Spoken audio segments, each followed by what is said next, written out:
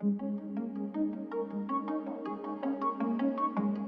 a role in someone's healthcare is very rewarding because you're able to find pathologies or something that may be wrong with them that they may not have known about beforehand, so they're able to get that treatment and live a healthier life. My favorite part about the program so far has been going to clinicals and meeting real patients every day, scanning real patients, and finding stuff that they wouldn't have otherwise found or known about.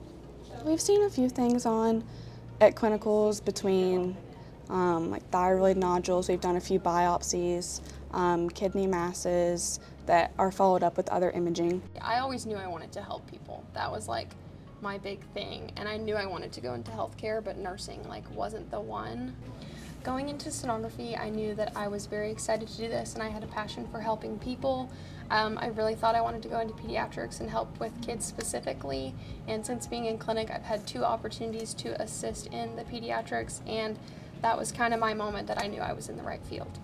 The college has been great. I've actually been here since dual enrollment, so I've been here since my junior year of high school, and all the teachers have always been great. The resources are great.